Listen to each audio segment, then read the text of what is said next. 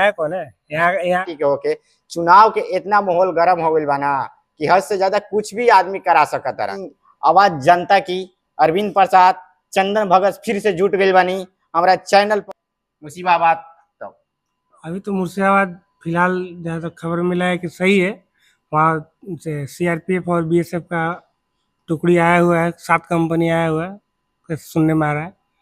अभी तो वहाँ जाके भी पता चलेगा, लेकिन यहाँ ममता बनर्जी जी को वहाँ जाना चाहिए देखने के लिए कि क्या हालात है। और अभी तक ऐसा कोई खबर नहीं आ रहा है कि मतलब क्या हो रहा है। यहाँ तक मालूम पड़ा है, जहाँ तक मालूम पड़ा है कि अभी तक वहाँ शांति है, लेकिन कितना तक है इसका अभी कोई अंदाजा नहीं है। और कहाँ से लोग आ रहे हैं आतंकवादी, या फिर ये बोलिए जो भी करने वाला है वो कहाँ से आ रहा है, कोई उसका पता नहीं चल पा रहा है। अच्छा, ममता दीदी कल इंटरव्यू में बोली मीडिया के सामने कि हम जो बीजेपी के सपोर्ट करेगा उनको हम नहीं बख्शेंगे। ये कहाँ तक सही है?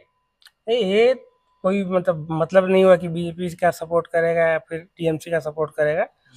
ये अपना अगर गर्मी से अगर कोई बोल रहा है तो अलग बात है, लेकिन ये सरासर गलत है। माने वो अपना गर्मी से बोल रही है कि मैं माने मुख्यमंत्री हूँ यहाँ के, तो मैं कुछ भी बोल दूंगा। जब मुख्यमंत्री ऐसा बात करेगा तो आम जनता क्या करेगा? मुख्यमंत्री पब्लिक ही तो मुख्यमंत्री बनाया है। तो अभी अगर अगर ऐसा बात हुआ कि मतलब ये राजतंत्र है, यहाँ पर कोई भी देशद्रोही रहेगा और आकर बोलेगा कि हम जैसा बोलेंगे वैसा हो, तो ऐसा थोड़ी होता है। क्योंकि वो जनता के लग रहा है कि धमकी दे रही कि हमारा पास वोट आ जाएगा, हिंदू होके चाहे मुस्लिम होके। ऐसा तो वो मुस्लिम के ज्यादा हमको लग रहा है कि वो सपोर्ट कर रही है। ऐसा लग तो सही रहा है, जो जो लग रहा है का साफा दिख रहा है कि किसका सपोर्ट कौन कर रहा है।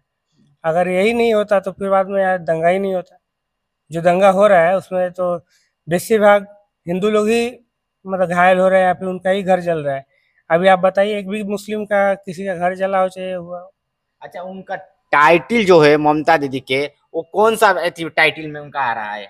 ऐसे तो हमको टाइटिल उनका देखे तो लग रहा है कि पंडित में आ रहा है। ऐसा आप लोग का कैसा लग रहा है? पंडित में ही तो टाइटल तो पंडित का ही है। तो पंडित का ही क्या? पंडित का टाइटल तो मुस्लिम के इतना सपोर्ट क्यों करे? ये दोनों के आंख से एक ही नजरिया से देखना चाहिए ना।